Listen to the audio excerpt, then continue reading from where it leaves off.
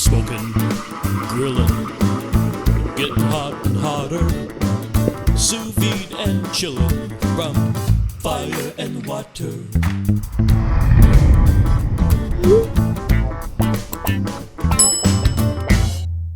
Welcome back to the Fire and Water Cooking Podcast. I'm Darren, I'm your host. Today I got a couple of great guests that have been on before, but always welcome them back. I have Kevin Holmes, Liddell, Kevin Liddell, and I have Lloyd Cupiccia, the Kosher Dosher. Kevin has his own Facebook group for Sous Vide Food and Fun on Facebook, and has studied sous vide extensively. And Lloyd is the Kosher Dosher, has his own actual food blog, and is a moderator for several sous vide Facebook groups as well. Welcome, guys. Welcome. Hey. Thanks for having us. Hey, Darren. Hey, guys. Whoever's watching. All right, let's start with you, Lloyd. Just give us a brief history of who you are, where you're from, what you do. Not too extensive, and then we'll go to Kevin. Lloyd Cupiccia, born and raised in New York City. Air traffic control for 35 years. Always been a foodie since I'm a kid. Started sous vide 2008, 2009. Been cooking ever since. That's about it. That's it? What else do you want? I lift weights. I eat what I cook. That's right. That's what I want to know. Bigger. Protein makes me bigger.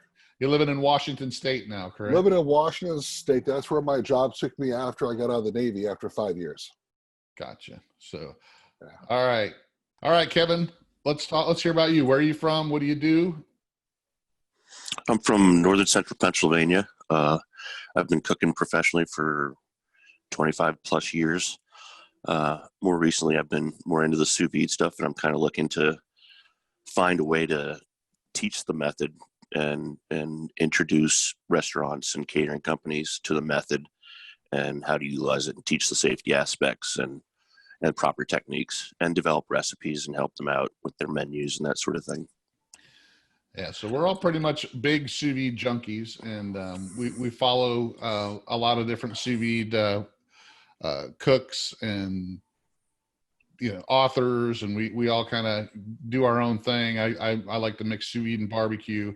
You guys are also in my group as well, and you guys we all kind of do the same thing. We like to play around and experiment with stuff. So this is kind of the episode I want to talk about a lot of these experiments and why we do them, and how sous vide is not just a kitchen gadget. It's a complete method that has so much more depth than just cooking a great steak or cooking chicken breast or pork, to the perfect temperature. I mean, there's so much more that sous vide can do and what it does that I want to kind of, talk about that and have people understand what they can actually do with sous vide. So Lloyd, you have the blog, the Kosher Dosher, and I'm going to pull it up here on the screen so people can see it and just kind of see some of the experiments that you do.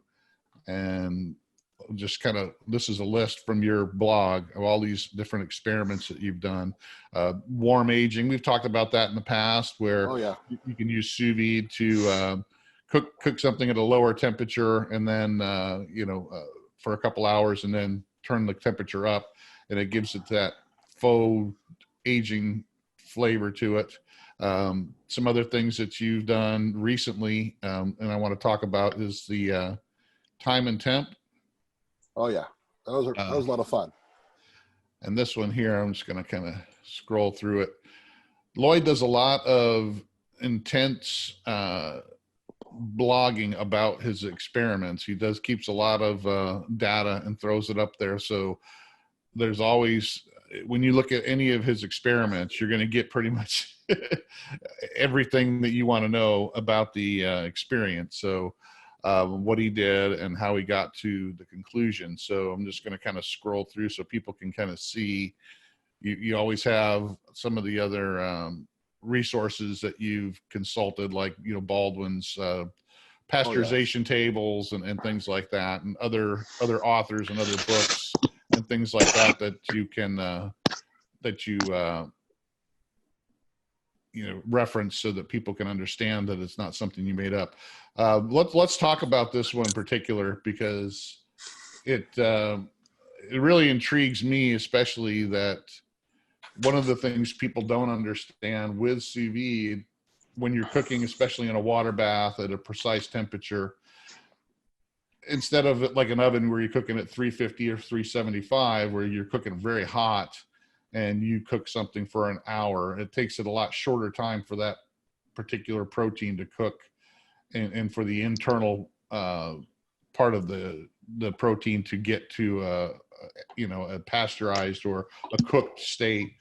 With sous vide, especially when you're cooking a bigger piece of meat like a roast or a whole chicken or things like that, one of the things people I don't think understand is that you have to account for that time. Let's talk about that experiment. What made you do this experiment, and what did you find out when you started it?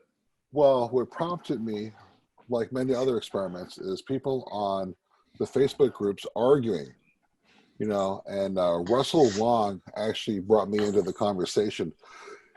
There was somebody that cooked, a 2.5-inch steak for 2 hours. They complained that it was virtually raw inside, and people were telling him to increase the temperature. When I was able to identify who wasn't the temperature, I think it was 131 or 133. They thought the cause was the temperature when it was actually the time in the bath. So at, let's say, 2.5 hours for a 2.5-inch steak, you probably reached a target temperature of like 128, 127 when he set it for 133. Visually, we really can't tell the difference. So they thought to increase the temperature fixed the problem. It did. He needed more time in the bath. So Russell went back and forth. I went back and forth. I tried to contrast that with some of my other experiments. I said, hey, I'll just try another experiment to show people the errors of their ways, or what they think is right or what they think is wrong. So, and for me, it's always fun to do that. And I did some contrasting, of course, between a 59 millimeter protein and a 34 millimeter protein, and contrasting the times to hit the target temps. I think 1 hour and 90 minutes and 1 to 2 hours. So, one of the things that I see a lot of, and I try to correct people, not just in my group, but in, exploring, Jason's group and even Guga's group, Sous Vide Everything. I know we're, I don't know if Lloyd, you're in it, but I know me and Kevin are, and we kind of. Which one? Guga's group, Sous Vide Everything's. I will not join that group. I'm in it because I like to, I try to push people into our groups, because there's not a lot of moderation there, or, there's no monitoring. Nobody monitors it. They just make sure people aren't, being mean to each other, but there's no resource. There's no help. There's no, it'd be too much work. Yeah. There's just nobody there that really knows anything about sous vide. It's just people that watch him. But I try to correct people all the time. They'll say, well, I cooked this 2-inch steak for an hour at, whatever temperature. And I don't think anybody ever understands that a 1 hour in a sous vide bath does nothing. It just heats it up. Well, it does if it's less than an inch. Yeah. And that's only to hit the target temperature, nothing more. Right. A veal cutlet will work, but maybe a chicken breast. But I wouldn't be weird. A chicken breast would have to be hammered out pretty good. I mean, a full chicken breast I wouldn't trust cooking for an hour, even at 130.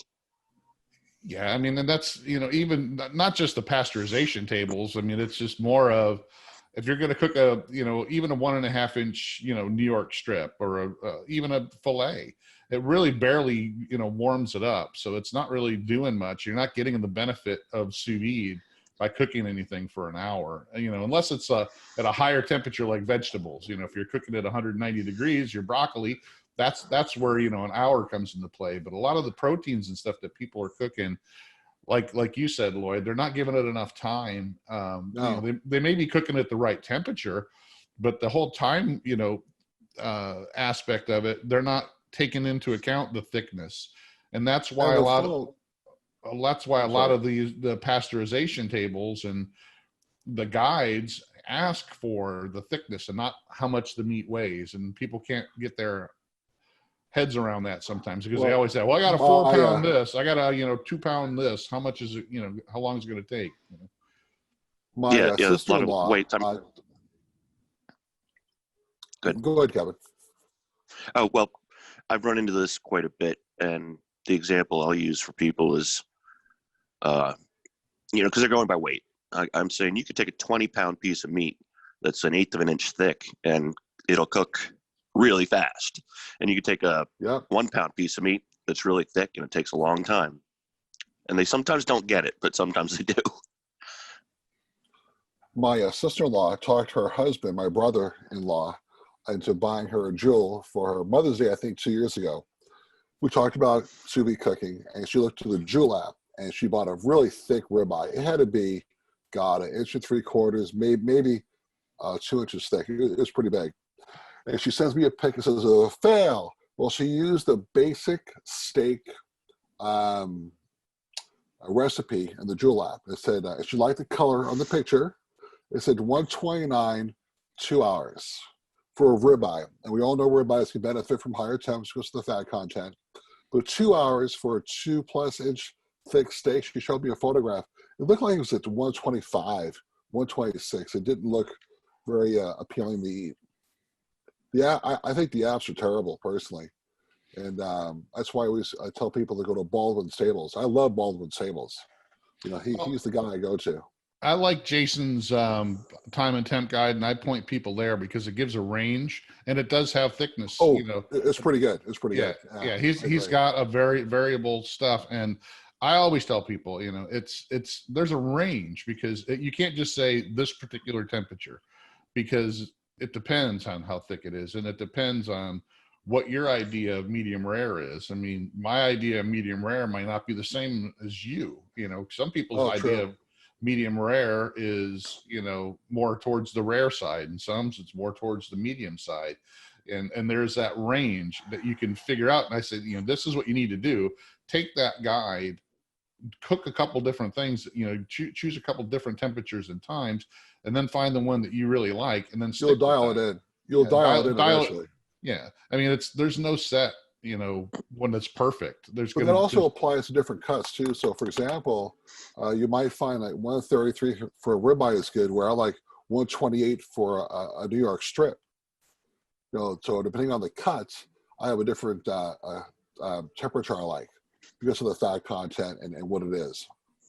Exactly. So that's kind of why go ahead, Kevin. The length, like with New York strip, a great tasty cut of meat, but they can be tough. Oh yes. So, whereas a ribeye, I'm not probably going to do more than 4 or 5 hours. I have no problem throwing a New York strip in for 12 hours at 128, 130, whatever. Just they need a little tenderization, in my opinion. It's hard to turn a New York strip into mush. You really gotta, it's got to go, 24 hours plus. I mean, it is not tender. Yeah, it's not a tender piece of meat, and I don't care what people say. I mean, it's not a fillet, it's not a ribeye, it's not it's not something that you're gonna hurt it by going to the longer time. For me on New York, I like the color at 128, but for time, it's gotta be 5 to 7 hours for me. Where like Kevin said, a ribeye, I actually do a little higher temp because of the fat content, but a lower time most of the time. So do you think that most of these guides that are with the apps, like the Innova app and the Jewel app you mentioned, there's others, I'm sure. Do you think that they don't account for the thickness of the meat as much as they should, or? I have an answer for that. Kevin, did you want to comment on that first, or? Well, I think there's an example. I know you saw it, Lloyd. Someone had posted, it was out of Germany. It was a German group that has equipment for sale. And this guy put down, they said it was from some barbecue expert from Germany. Never heard, I don't know who the guy was, but they put down sous vide temperatures suggestions that were just off the charts. I mean, dangerously low temperatures, and saying that was appropriate. So you really have to be careful who your sources are. And that's why I always go back to Baldwin if I need some, if I feel like I need some guidance, because temperatures and people's opinion, I mean, it's just all over the place, and you need the science behind it. You do. So for me, I have an experiment on that page you brought up earlier. It's called The Tale of Three Ribeyes. And in there, I talk about those 3 ribeyes, and I actually use Baldwin's tables. I believe I used the PolyScience app, which is based on Baldwin's numbers a little bit. I'll explain that in a second. And I contrast that with my Sous Vide probes and see which one came in closer. The Tale of Three, yep, that's it, Tale of Three Ribeyes. And in there, if you scroll up, I talk about the different sizes, 42, 66, and I think 79 or whatever it was. And if you go to, keep going. So you always got a lot of stuff I got to read. Oh yeah. So for example, if you look, this is the first ribeye I did, right? This is the 42.07 millimeter. I contrast that with Baldwin's numbers, the Sous Vide toolbox, which is made by PolyScience, and what my Sous Vide probes actually produce. You scroll up a little bit, and I talk about if you actually use the Baldwin's tables were the best, by the way, as far as contrasting those with mine. If you go to the toolbox here, at 42 and 134, I contrast that time with mine. And then it gives you the ability to increase the core temperature by 0.5 degrees. And I put that time there. What really happens is, if you scroll up now, as the protein gets thicker, the app is way off. I mean, it's completely off.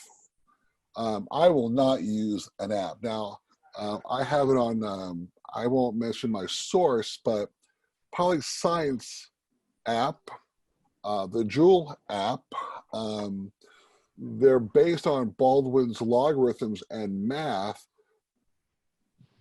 but how do I put this in a nice way?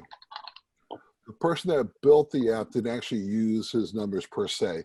They changed some of his percentages. So they are really, really off. You go to the last ribeye. Let's go to the third ribeye. You go to the very, very bottom. I think I made a comment about how long it's suggested for pasteurization. Keep going. Let's see, stop. The pasteurization actually took place. God, I got so much crap there. Oh my God. You guys will just have to read it. But basically, in this particular experiment, I contrast the apps with actual data. And Baldwin's numbers were much, much closer to mine, where the apps were off as much as 40 or 50%.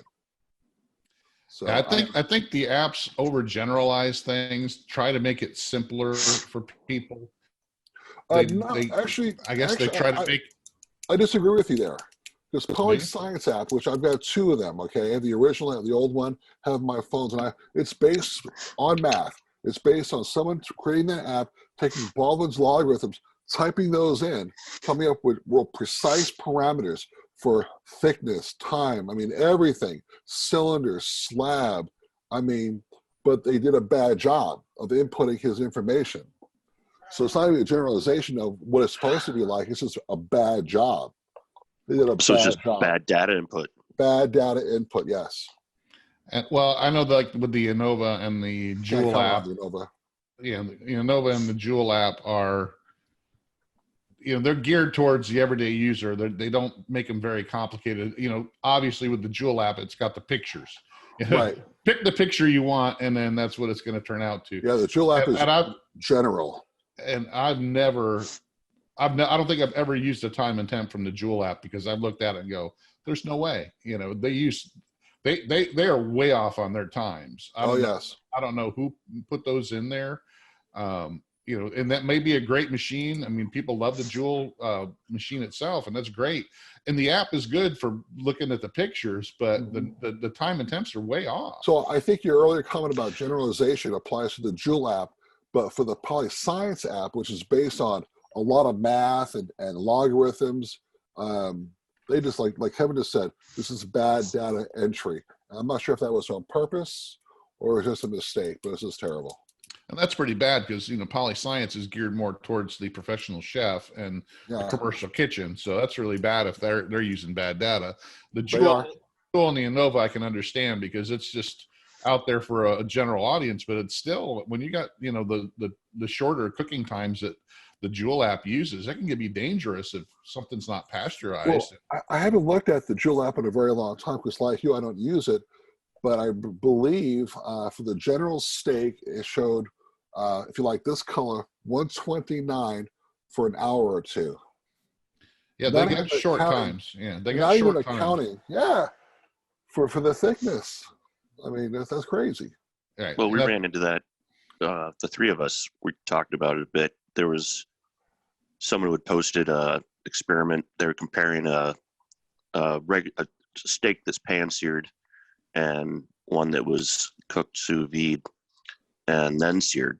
But if you watch the video, we watched the video. They were both quite thick, very thick steaks, and he liked his steaks really rare. So he was cooking at 120 degrees for 2 hours. And I'll bet, I mean, just guessing, like Lloyd and I discussed, that steak never reached 120 degrees. Right. So he was comparing apples and oranges. He was comparing apples and oranges, basically. Well, and he concluded that he doesn't like sous vide steak. And then what he did after that, he put it in an ice bath for a good 20 minutes after, while the other steak was sat there at room temperature for the same amount of time. So he had a one steak that was at room temperature for almost 45 minutes the whole time. The sous vide steak, which he barely got up, like you said, it probably didn't get to 120 at all because it was too thick and it didn't have enough time. And then he stuck it in an ice bath. You know, I called him out. I called him out on his Facebook, on his YouTube page. I said, "You're a professional. Besides your method being poor, it sounds like intentional sabotage." I mean, no one could be that, trying to be polite, dumb. Sorry. I mean, it's. Well, he just didn't understand. He just doesn't understand the procedure. Really, though? He doesn't. Yeah, I think he truly just doesn't understand it. Wow. I mean, because you and I, all three of us, we've read stuff, we've studied stuff. We realize that this is there's the science behind it. Dictates that, you know, if you look at a steak that thick at 120 degrees, 2 hours isn't going to cut it. You're going to have to do 4 to get it to 100, you know, the full 120 throughout. And I truly believe he just didn't understand that was the case. Well, another thing you said though was he put it in the ice bath for it to stop cooking, so it didn't overcook. Yeah. If you're cooking at a precise temperature, it's not going to overcook. It's not going to keep cooking or go over that temperature because he took it a little far. So everyone talks about chilling, you know, often chilling the piece of meat before you sear it, so you don't raise the temperature above your target temperature, and also to keep that nice red, you know, edge to edge, you know, no gray band and all that stuff. And I think he just sort of didn't understand that either, and took it a little far. So by the time you got that, I mean, I'd have to look it up. How long? Lloyd could probably tell you. He's done experiments with the cooling stuff down. I actually have a post on that, by the way. It's in there. I think it says you look at it right now, and I have the actual. Sorry, I actually have the temperature probe right there on the screen. It's called to shock or not shock, I think, on the experiments. But yes, what Kevin just said is to mitigate overcooking or taking it beyond the optimum target temperature, basically. And Kevin could talk about step down cooling process too, which is a little different, but yeah, and I understand that, you know, that you don't want it to overcook during the sear, but what he was getting at during the video was that he was trying to stop the cooking process that was going on the sous vide side, which, and that's kind of what he was getting. That was what he was getting at, is he was stopping the cooking process, you know, from going any higher, which, you know, you really didn't need to do that. If you wanted to cool it so you could have more time to sear, that's great. But what he ended up doing was making that sous vide steak super cold, a lot colder than the other one. Not understanding the concept. And the other one was, and the other one wasn't cooked, you know, I mean, it wasn't cooked where it should have been in the first place. People that sous vide all the time, you tell somebody putting it in an ice bath or setting on the counter, we know right away we're just trying to drop the temperature down a few degrees so we don't overcook it. He's actually trying to stop the cooking. Right. There's no stopping. Right. So Yeah. getting There's back no carryover. getting back to the thickness of I just did a video. I got this new thing called the meat stick, and what interested me in it, I looked at the meter.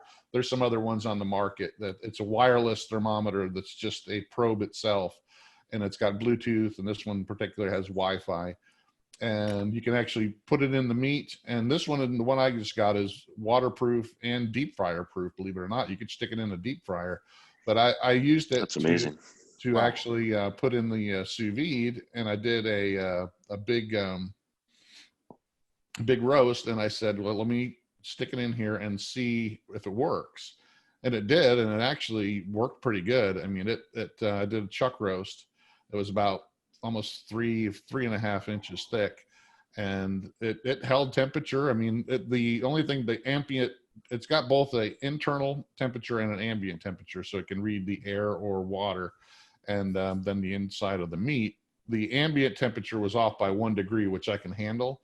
That's really good. But the internal was right dead on by what the circulator said the water temperature was. And I verified that with an instant read that the water was at 135, and the ambient, or the internal temperature of the meat, since it was chuck roast, I cooked it for 24 hours. It stayed at 135 the whole time.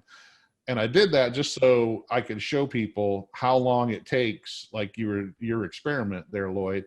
It takes for that piece of meat, that thick piece of meat, to get to that temperature that you're wanting to eventually have it sit at for a long period of time. And it took almost 2 hours for that 3.5 inch thick chuck roast to get to 135. So for like the Baldwin's tables, I gotta admit, I haven't studied them as probably as much as you both have, but does the pasteurization time that those tables use start at that temperature, or does it have a built-in climb method? Well, I actually talked to Baldwin specifically about this. Him and I had a conversation, and if you get into the nitty-gritty of the book, it talks about time to temperature charts versus the pasteurization charts. And you'll find that in some instances, the pasteurization tables will have a shorter time than it takes for the meat to come to temperature, because pasteurization is non-linear. It starts at lower temperatures. Pasteurization will start like at 126. So let's say he has, for XYZ millimeter at this temperature, right? Well, he's not saying that it's actually reached that internal temperature. He's saying that at that temperature, at this time, it is pasteurized. So for example, and don't quote me on this, let's say you have a 145 degrees piece of chicken, right? You put it in there, and it says cook it for X amount of time. Well, the pasteurization time might be shorter than the time to temperature, because pasteurization took place starting in the low 130s.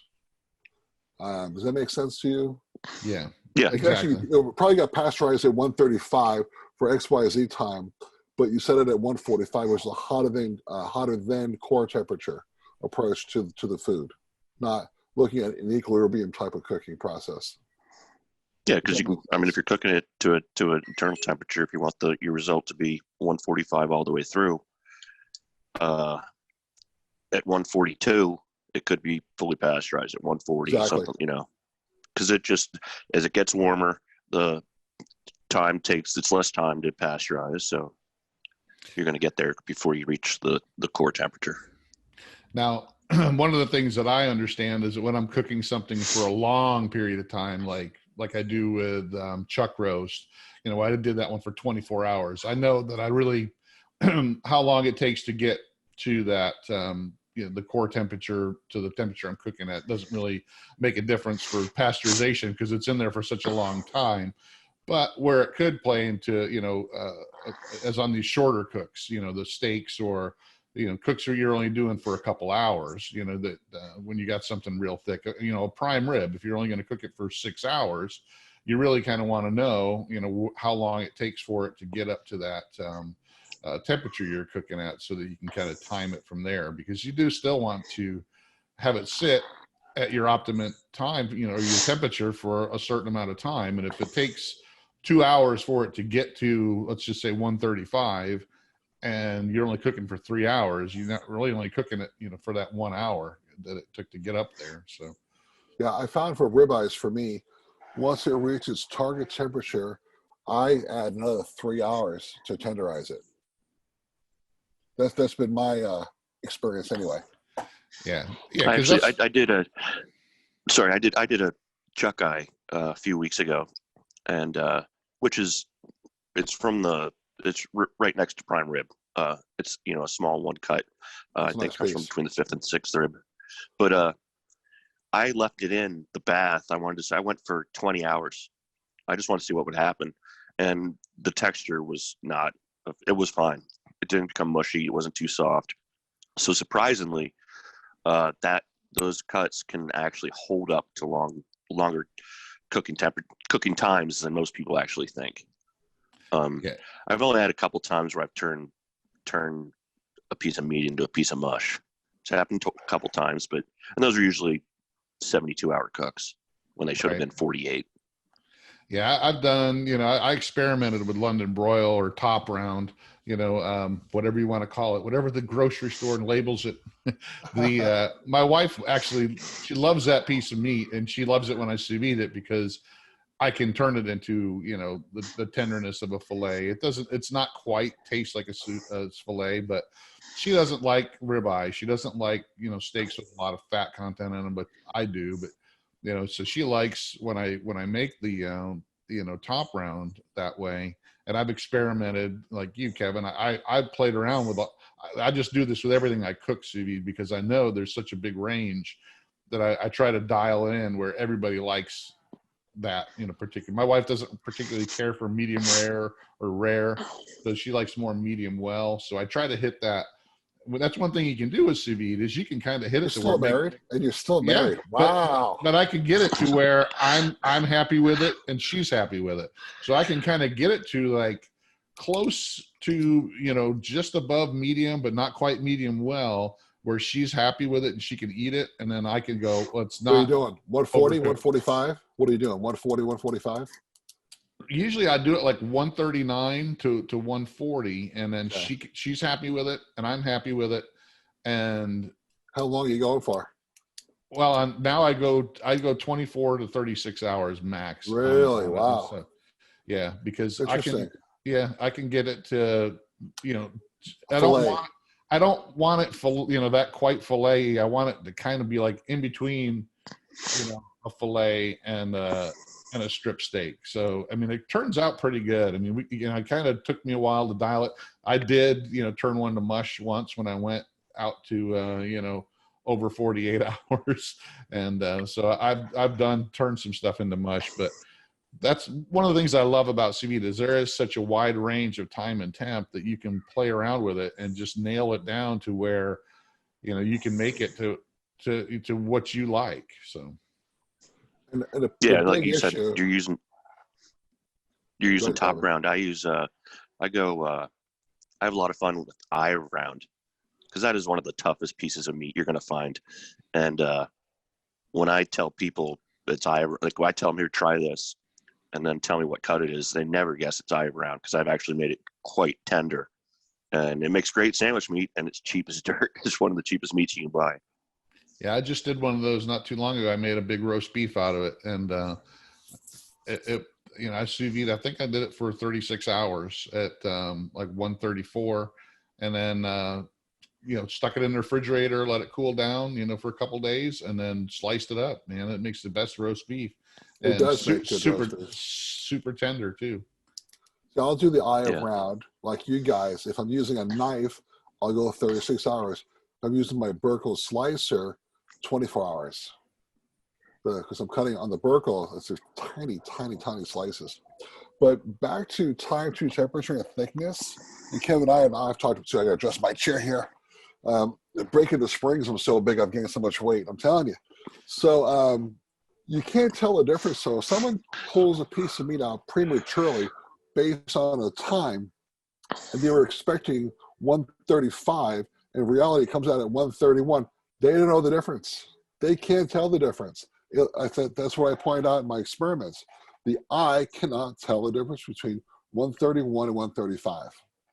And that's one of the things that I don't like about the Jewel app, believe it or not, because it does have those pictures and it can fool people into thinking that, okay, so it's going to look like this when it comes out. And so that's what I want.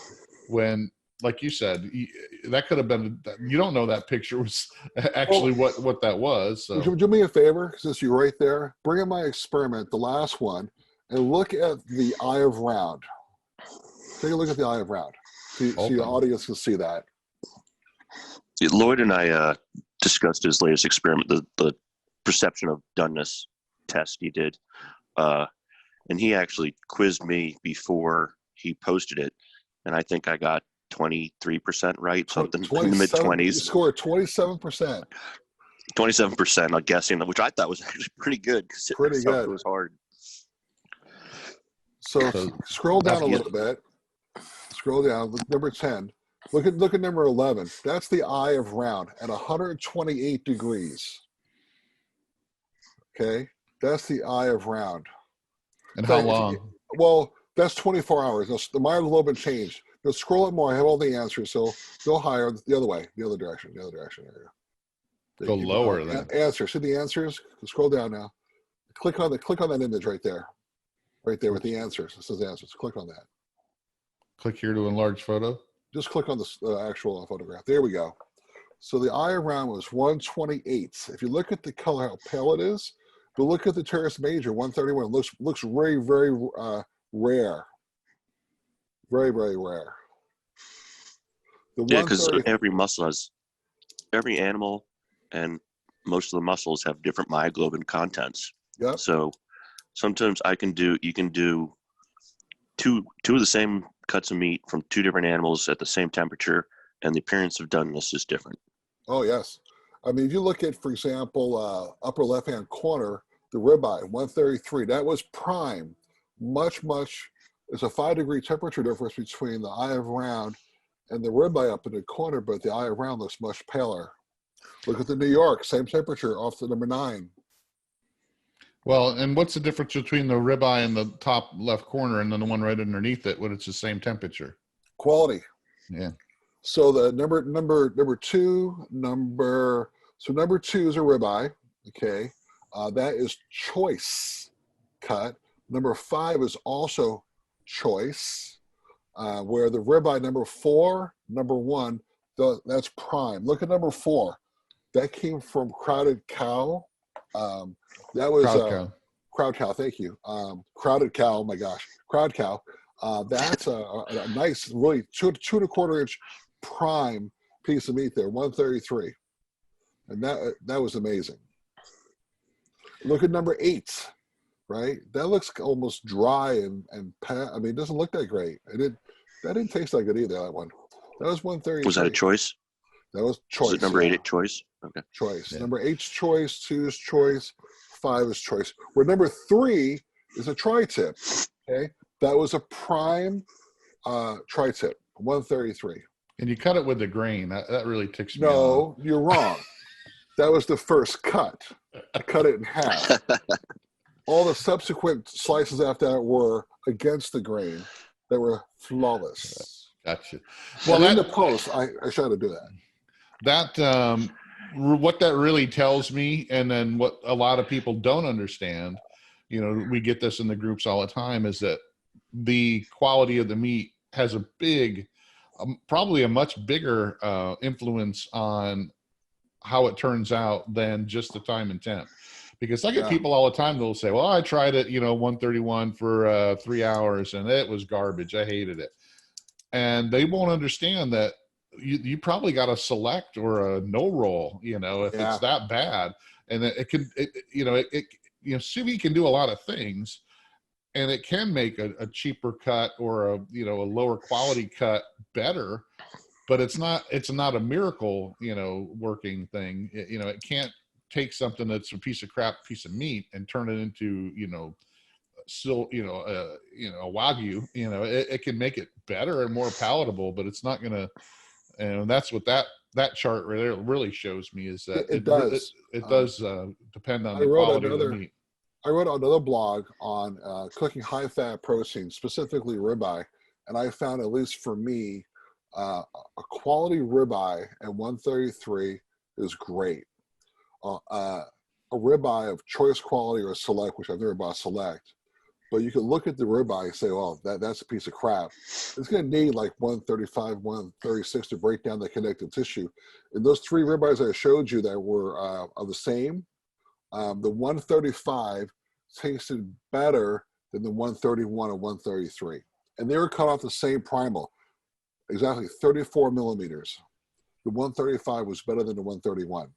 Yeah, I prefer Taste-wise.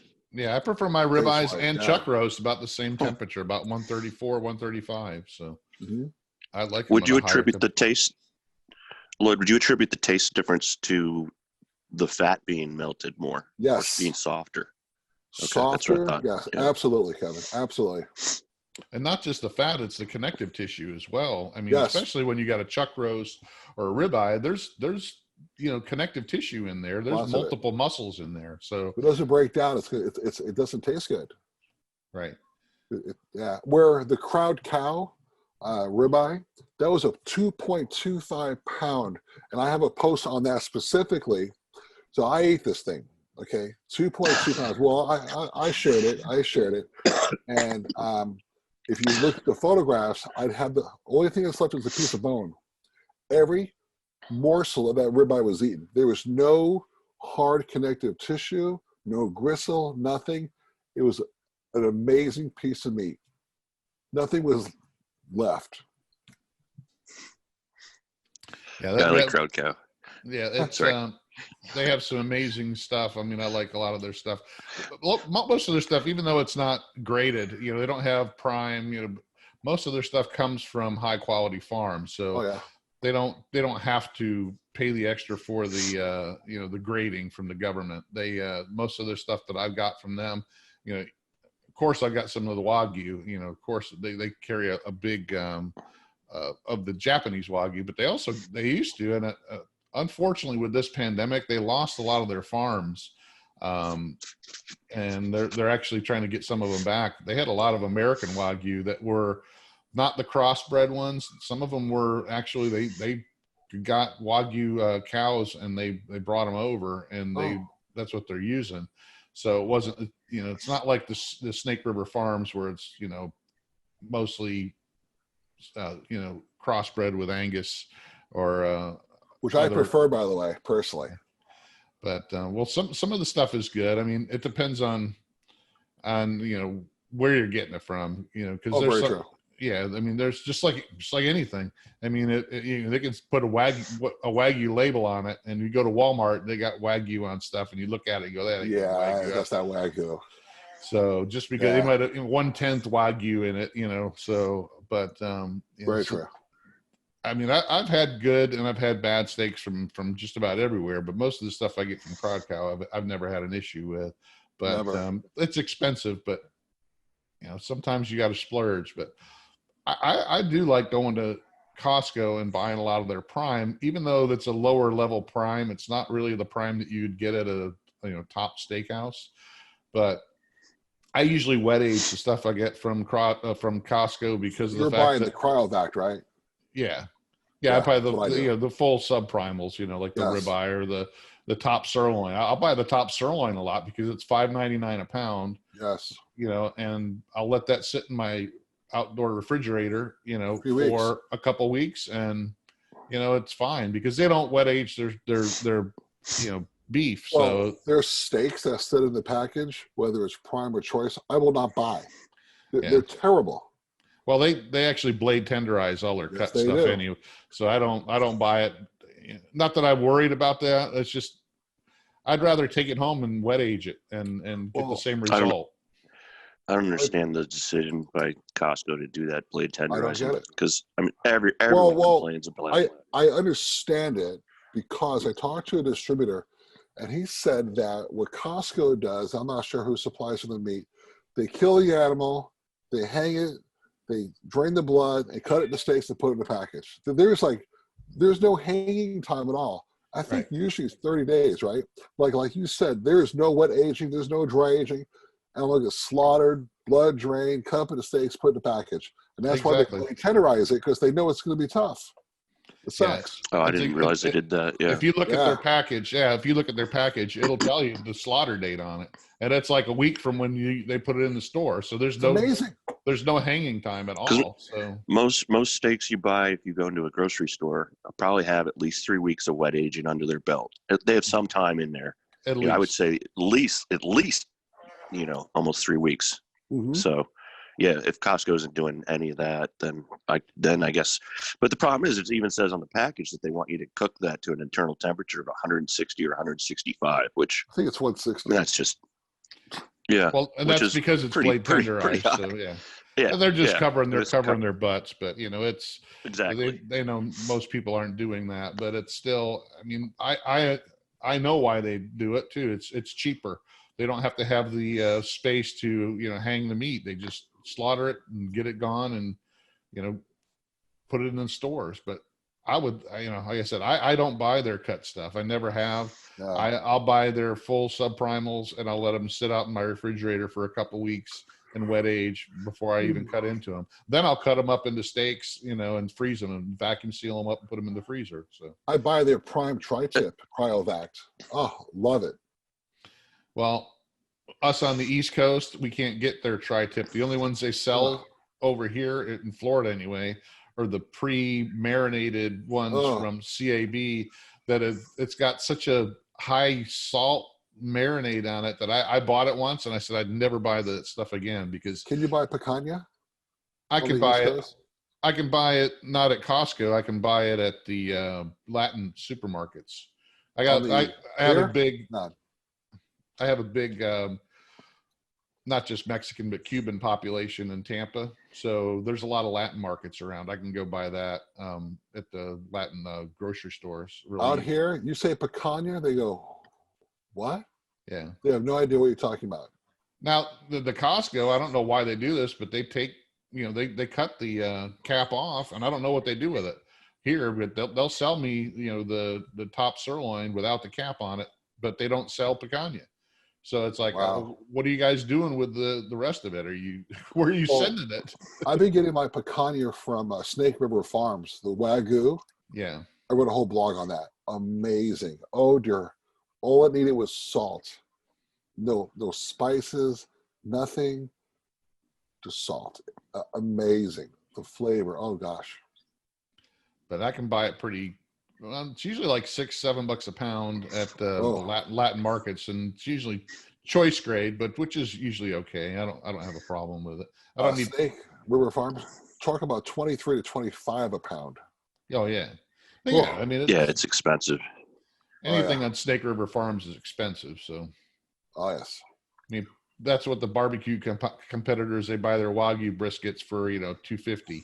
I'm not paying $250 on a damn brisket. So I was looking at Snake River Farms website yesterday, and they're selling dry aged beef fat. Now they're cutting the fat off of the tenderloin, grinding it up, and then dry aging the fat, which I don't think really happens, but maybe it does. But they're charging $30 a pound for it. That's stuff that would usually just go in go into dog food or makeup. Usually. I think you got my response to that.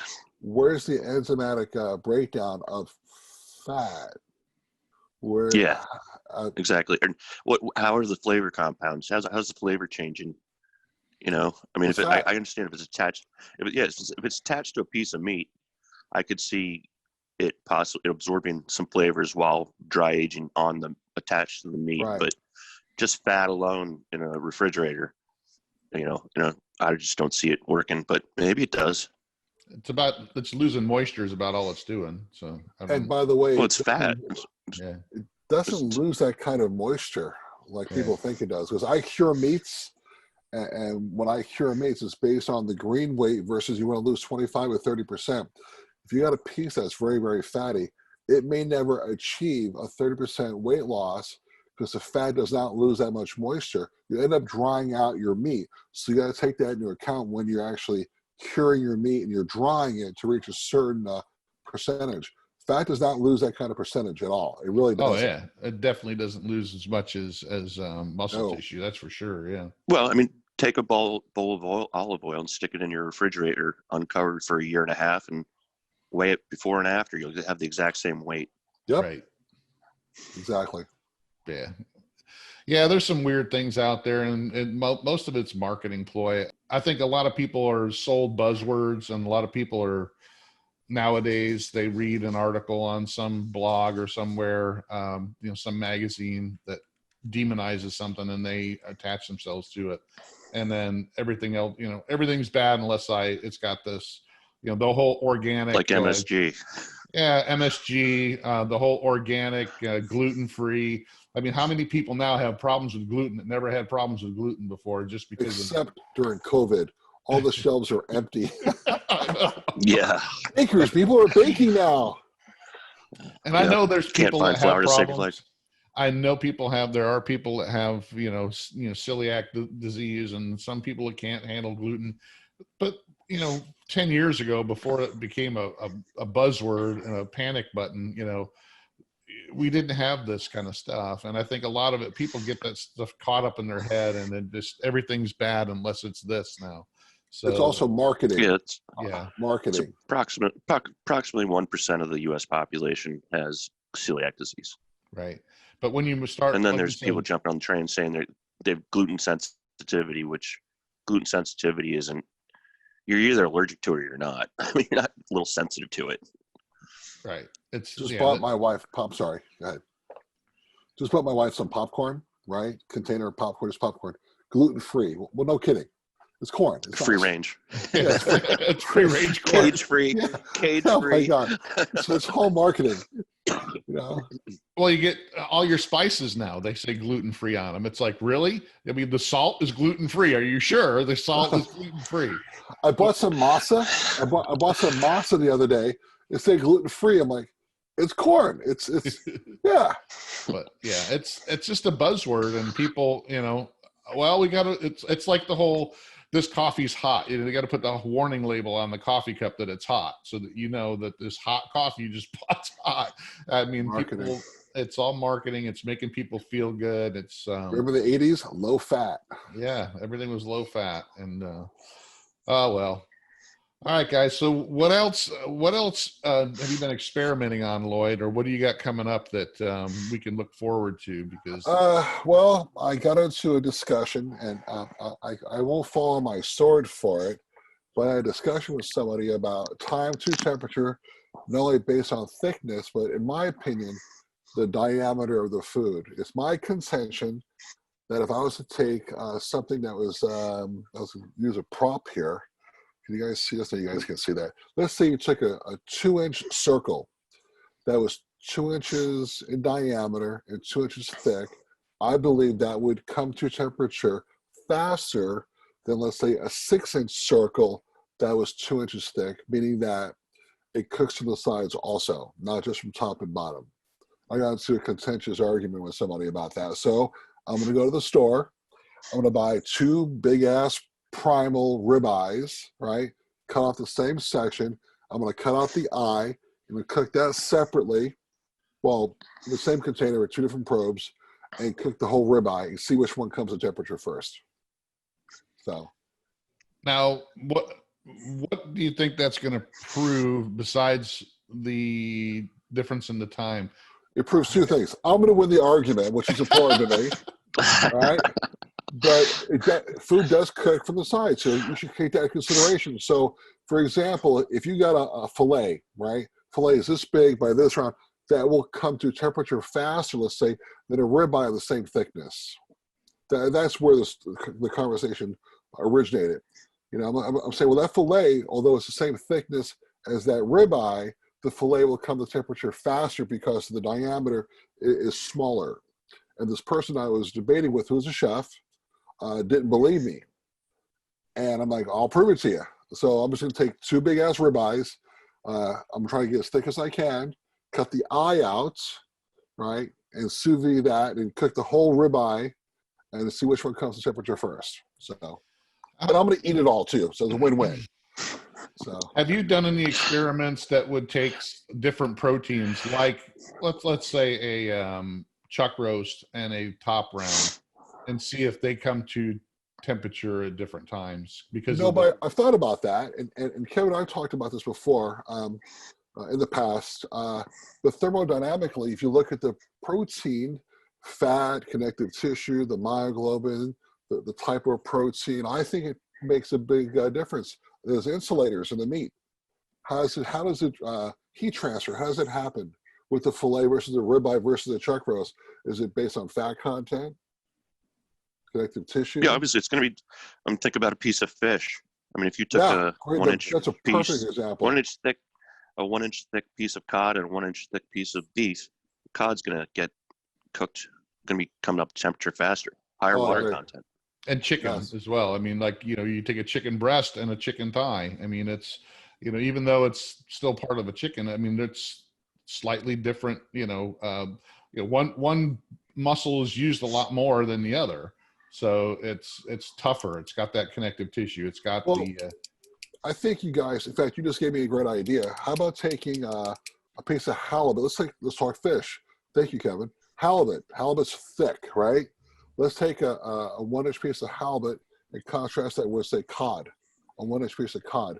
Which will come to temperature faster? I bet the cod does over the halibut. I'm guessing. Yeah, it'd be interesting. I haven't really read anything up. I've never seen anyone do it, but I'll do it. I'm sure there's yeah. I'll do it. That'd be great. I'll do it. What the hell? Solved. Good. Why not? Yeah. Well, the whole point I'm trying to make is that there's so much more to take into consideration because sous vide is a precision cooking, method. I mean, where you're using a precise temperature for a period of time, that you got to take a lot of these things into consideration. That's why cooking a chicken breast is different than cooking a ribeye steak, because you got to take all this stuff into consideration besides just the pasteurization tables and time to temp and how long you want this, in your sous vide bath for tenderness wise. Because you can cook a chuck roast for 10 hours, you can cook it for 20 hours, you can cook it for 48 hours, and it's going to come out different at every, time level. So, and also, it's a fillet, like you said, like we said before, something like a fillet that's already tender. If we cook it for 24 hours, we know it's going to turn to mush. So, what's also important to bring up is pasteurization. And what I mean by that, some people feel as though you can take a piece of meat, dump it in the water. It doesn't make a difference how long you cook for, as long as it's pasteurized, right? Well, I think you should take a piece of meat, whatever it is, and cook it to the minimum temperature, the minimum time to bring it to the point in which you like it. Don't go beyond that, because you will lose moisture. So my buddy bought a sous vide, took had to be a 3/4 inch New York steak, 24 hours, right? And it turned to mush. He goes, well, I thought I couldn't hurt it. You dried it out. There's this water in the bag. So you got to choose that temperature and time that suits your needs. Don't go beyond that. There's diminishing returns. Well, and I did that a lot when I started messing around with sous vide. I tried different times and temps, and I started out doing like a London broil or the top round and chuck roast at 48 hours or longer. And I decided that I didn't really like it at that tender. I wanted it more, at the 24 to 36 hour range at a 134. So, I mean, that's why you got to kind of experiment on your own, and instead of just going in and asking, hey, what's the time and temp on this? I tell everybody, you can try it. Here I'm going to give you a suggestion. Try this, and then try this range. So because, if you take, for example, a fillet, once it reached the target temperature, right, not thinking about pasteurization, it's already a tender piece of meat. There's no benefit to go longer. A chicken breast, I've found, at 1 inch at 90 minutes, not only pasteurizes it, but it tastes great. I took that same chicken breast and I went to 3 hours. There was no benefit to the protein or to me. It's tender, more tender, but it's actually lost some moisture at 90 minutes, 94 minutes for a 1 inch piece, actually, if you want to be real precise. it's pasteurized, it's already tender. If I go to 3 hours, I've done nothing. So the minimum time to achieve the desired outcome, basically.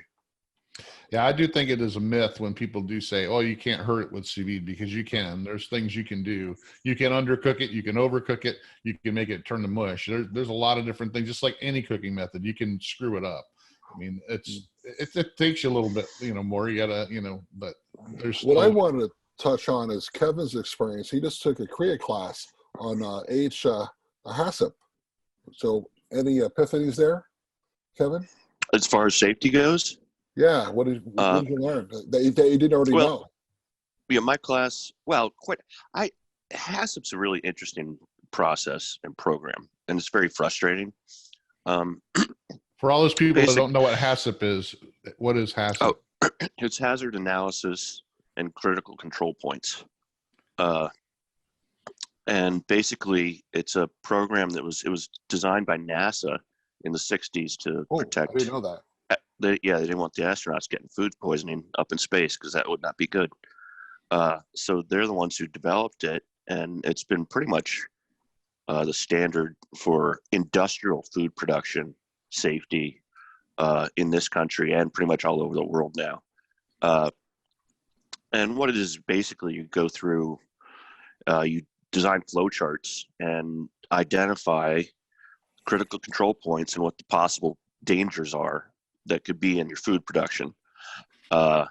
It's pretty much an industrial food production thing. I took it because I felt if I was going to be teaching sous vide to restaurants and caterers, most likely, I'm not sure if it's true in Pennsylvania, but I know in a lot of states, if you're cooking food sous vide to be served to the public, you need a HACCP plan.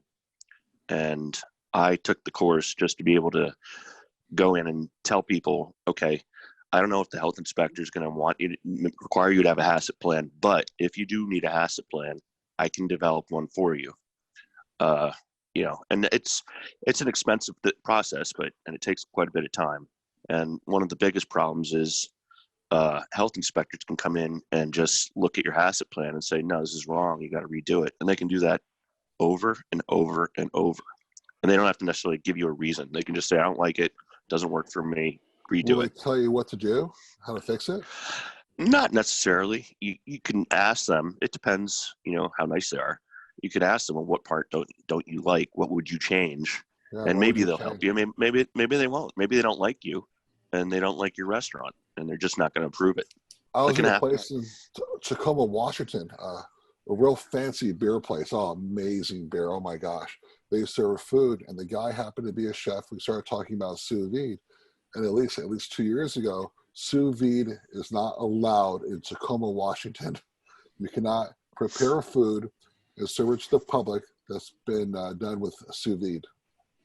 Yeah. Yeah, wow. It was illegal. It was illegal in New York. New York made it illegal because they didn't understand it.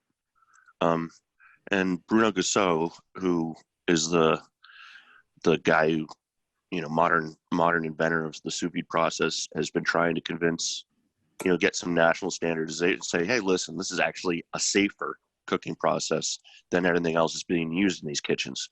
And here's the data to prove it. And it's still not accepted. They just don't understand it. They don't want to hear it. And so they require a HACCP program. Is there a HACCP plan for sous vide? Can you open a book and say, okay, I'm going to cook sous vide in my restaurant. This is the plan I have to use. I've never seen it. Never no standardization. You have to develop, because every restaurant's different. So you have to have, you need monitors for your refrigerator temperature. You need to analyze possible mechanical issues. And there's a lot. Since every restaurant is different. You might be able to do it for McDonald's if they were doing it, because their restaurants are designed pretty much the exact same way to be producing food in the exact same way. But independent restaurants just don't have. Everything's different, so you have to customize each HACCP plan. Wow, I didn't know that.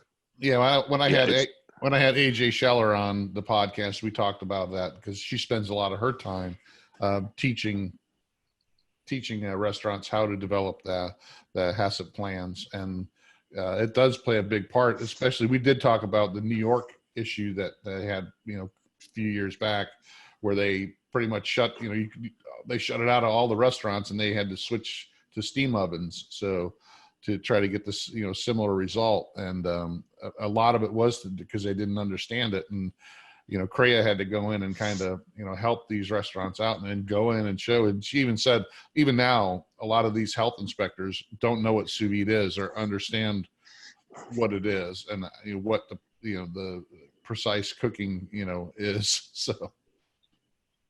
Yeah, we used some combi ovens when I took the sous vide course at CREA. Bagged up vegetables. It was all vegetables. We didn't do any proteins in the ovens. But it's interesting that they had to do that in New York because the heat conductivity of steam isn't as good as plain water at the same, and it also limits. And I'm not sure exactly how those ovens work 100%. That's the first time I ever really worked with these. I forget what the ones they have. Rationale ovens. They're amazing ovens. I mean, absolutely amazing, and they're $30,000 a piece. But and you can do a lot of things. But we ended up doing vegetables sous vide in those ovens. It was interesting. I'd never done it that way before. Oh wow! But it worked. Yeah, I can't wait till Novus comes out. So I'm hoping to check that thing out. So yeah, that's going to be interesting. What are they coming out with? A combi oven. Combi steam oven, like a portable, kind of like the size of your Breville, but that has a steam option. I heard something small on that. Oh, that'll be interesting. Yeah. So it'll be interesting to see. I know that Scott Hummendinger is working on that with them. So he actually is working for them now. And that's his main job is working on that steam oven. So they've got some prototypes out there. I don't think they've released it yet. They keep threatening to.